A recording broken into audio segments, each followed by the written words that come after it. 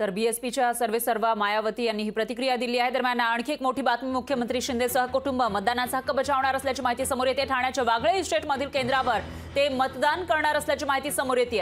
आताची सगळ्यात मोठी आणि महत्त्वाची बातमी, मुख्यमंत्री शिंदे सहकुटुंब मतदान करण्यासाठी आता निघणार आहेत। ठाण्यातल्या वागळे इस्टेटमधील नेपिचन एलिमेंट केंद्रावर मतदान केंद्रावर ते मतदान करणार आहेत। यावेळेला मुख्यमंत्री शिंदे, त्यांच्या पत्नी लता शिंदे, वडील संभाजी शिंदे हे सुद्धा मतदान करणार असल्याची माहिती समोर येते। ठाणे लोकसभा मतदारसंघामध्ये आज मतदान होते आणि या ठिकाणी परवापर्यंत एक चुरस पाहायला मिळालेली होती मतदारांना आकर्षित करण्यासाठी आणि त्याचबरोबर प्रचाराचा धुरळा उडाल्याचं दिसून आलेलं होतं। या ठिकाणी आज मतदान होते आणि मतदानाच्या दिवशी मुख्यमंत्री शिंदे आता सहकुटुंब सकाळीच आपला मतदानाचा हक्क बजावणार असल्याची माहिती समोर येते। ठाण्यामधल्या वाकळे इस्टेटमधील नेपच्यून एलिमेंट मतदान केंद्रावर ते मतदान करणार आहेत आणि यावेळेला मुख्यमंत्री शिंदे, त्यांच्या पत्नी लता शिंदे, त्याचबरोबर त्यांचे वडील संभाजी शिंदे हे सुद्धा मतदान करणार असल्याची माहिती समोर येते। दरम्यान ठाण्यातल्या मतदार केंद्रामधील ही दृश्य आपण बघू शकतोय। या ठिकाणी मोठ्या प्रमाणामध्ये पोलीस बंदोबस्त आहे आणि सकाळी सगळ्यांनी मतदान करावं असं आवाहन केलं जात आहे। मतदानाचा टक्का वाढवण्याचं मोठं आव्हान आहे।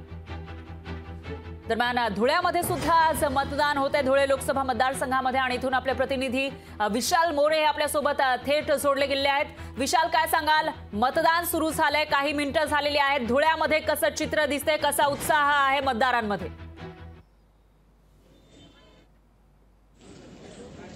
बरा, निश्चितच धुळ्यामध्ये आता मतदानाला सुरुवात झाली। अगदी 7च्या पहिल्या ठोक्याला मतदान करण्यात आलेलं आहे। अनेक मतदार जे आहेत ते आपलं मतदानाचा हक्क बजावत आहेत। 18 लोक जे काही उमेदवार आहेत हे रिंगणामध्ये आहेत आणि प्रमुख ज्या लढती आहेत ह्या भारतीय जनता पक्षाचे उमेदवार आणि काँग्रेस पक्षाचे जे काही उमेदवार यांच्याकडे ही जी काही लढत आहे ती लढत आहे। पाहू शकता की माझ्या पाठीमागे जी काही मतदान केंद्र आहे त्या केंद्रामध्ये सगळे जे काही आपले उमेदवार आहेत ते येत आहेत। त्यानंतर जे काही मतदार आहेत त्यांनी आपला हक्क बजावलेला आहे। सकाळच्या 7 वाजल्यापासून ही मतदान प्रक्रिया सुरू झाली। अगदी अखंड पाहायला गेलं तर साधारण 5 ते 6 वाजेपर्यंत मतदान प्रक्रिया पूर्ण संपणार आहे आणि साधारण प्रशासनाच्या वतीने जो काय आहे की टक्का कसा वाढला जाईल, याचा आलेख कसा वाढेल यासाठी प्रशासनाचे प्रयत्न केले जाईल। फरा विशाल ठाकूर, धन्यवाद तुम्ही दिलेल्या या सविस्तर माहितीसाठी। तुमच्याकडून निकटची अपडेट आपण घेत राहूयात आता। लोकशाही मराठी ऐका, पहा, जागरूक रहा।